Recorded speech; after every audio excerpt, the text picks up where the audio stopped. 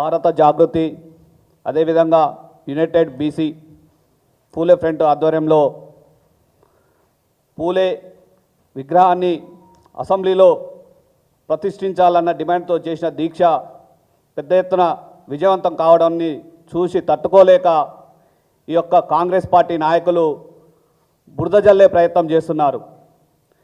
ఈ కాంగ్రెస్ పార్టీ ఎవరైతే మాట్లాడుతున్నారో ఆ కాంగ్రెస్ పార్టీ నాయకుడైనటువంటి కిరణ్ కుమార్ రెడ్డి గతం మర్చిపోయి తాను ఏదో నేనే మొత్తం కాంగ్రెస్ పార్టీలో పుట్టిన కాంగ్రెస్ పార్టీకి పేటెంట్ అనే రకంగా బీసీలను ఏదో ఉద్ధరిస్తాననే రకంగా ఈరోజు మాట్లాడుతున్నాడు.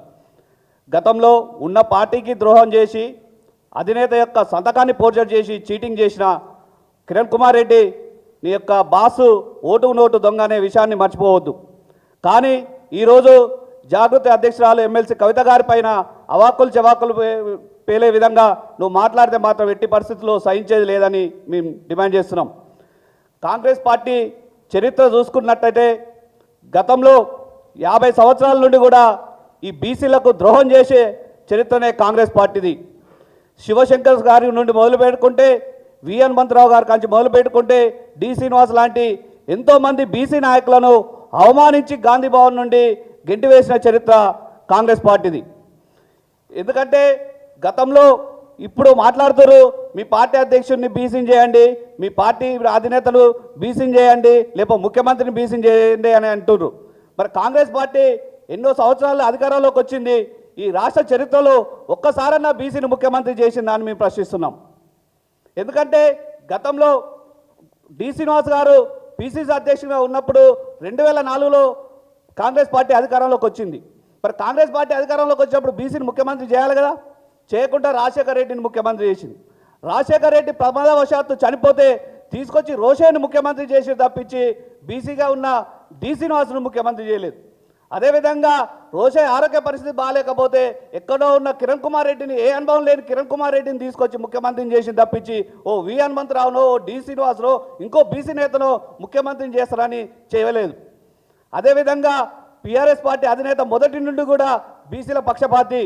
తను బీఆర్ఎస్ పార్టీలో ఉన్నప్పుడు కేంద్ర ప్రభుత్వం మంత్రిగా ఉన్నప్పుడు కూడా బీసీలకు ప్రత్యేక మంత్రిత్వ శాఖ పెట్టాలి కేంద్రంలో అని చెప్పి బీసీ డెలిగేషన్స్ను తీసుకుపోయి ప్రధానమంత్రి గారి దగ్గర దాదాపు గంట సేపు బీసీలకు మంత్రిత్వ శాఖను పెట్టండి, బీసీలకు ఈ దేశంలో ఉన్న అన్ని రాష్ట్రాల్లో బీసీల మంత్రిత్వ శాఖ ఉంది, కేంద్రంలో కూడా బీసీల మంత్రిత్వ శాఖ పెట్టాలని చెప్పి డిమాండ్ చేస్తే ఆ రోజున కాంగ్రెస్ ప్రభుత్వం పెడచెవిన పెట్టింది.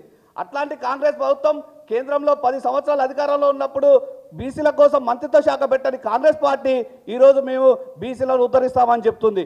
అదేవిధంగా 2011 సంవత్సరంలో సోషియో ఎకనామిక్ సర్వే చేసి దాదాపు 5,000 కోట్లను ఖర్చు పెట్టింది. సోషియో ఎకనామిక్ కాస్ట్ సర్వే అనేది చేసి 5,000 రూపాయలను ఖర్చు పెట్టి ఈ రోజు వరకు కూడా ఆ యొక్క సర్వే రిపోర్ట్లను బయటపెట్టని చరిత్ర కాంగ్రెస్ పార్టీది.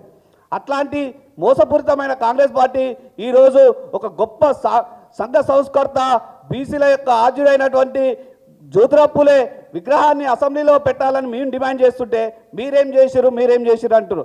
మేము కేసీఆర్ గారు ముఖ్యమంత్రిగా ఉన్నప్పుడే ట్యాంక్ బండ్పై జ్యోతిరావు పూలే విగ్రహాన్ని ఏర్పాటు చేయాలని నిర్ణయం తీసుకోవడం జరిగింది. కానీ కొన్ని అనివార్య కార్యాల వల్ల ఆ యొక్క ల్యాండ్ కోర్టు కేసులో ఉండడం వల్ల అమలు కాలేదు. ఆ రోజు ఆ ల్యాండ్ మంచిది అయి ఉంటే ఎప్పుడో ఈరోజు విగ్రహాన్ని ఎప్పుడో ప్రతిష్ఠించే వాళ్ళము. కానీ ఈరోజు మేము చెప్తున్నాం మేము పెట్టలేదు, మరి మీరు పెట్టండి, కాంగ్రెస్ పార్టీ నాయకులు పెట్టండి. కాబట్టి ఇట్లాంటి మాటలు మాట్లాడకుండా మీరు ఏదైతే ఉన్నదో బీసీల కోసం ఏం చేస్తారో చెప్పని తప్పించి బీసీల కోసం మాట్లాడేవారు మేమే మాట్లాడాలనే యొక్క ఉద్దేశం చేయొద్దు. ఏమన్నంటే నిన్న ఏమంటారు అంటే స్పేస్ కోసం మీడియాలో స్పేస్ కోసం మాట్లాడుతున్నారు అంటారు. మేము మీడియాలో స్పేస్ కోసం మాట్లాడేది కేటీఆర్ కవిత గారు కాదు, తెలంగాణ ప్రజల గుండెల్లో ఉన్నారు వాళ్ళు. మా మీడియాలో స్పేస్ కోసం కాదు, మీరేడ వెనకబడిపోతామో మా కుర్చీలు ఏడ పడిపోతామో అని కాంగ్రెస్ నాయకులు వారు ఒకరి మీద ఒకరు పోటీపడి మాట్లాడుతున్నారు. ఇట్లాంటి పద్ధతిని మార్చుకోకపోతే తప్పకుండా రాబోయే రోజుల్లో బీసీ ప్రజలు తప్పకుండా మీకు బుద్ధి చెప్తారని హెచ్చరిస్తున్నా. Hi everyone, నేను మీ Pavani. Please like, share and subscribe GRTV. Hi, I am Jyoti Singh. Please like and subscribe GRTV channel. అందరికీ నమస్కారం, నా పేరు Sambit. Please like and subscribe GRTV. Thank you.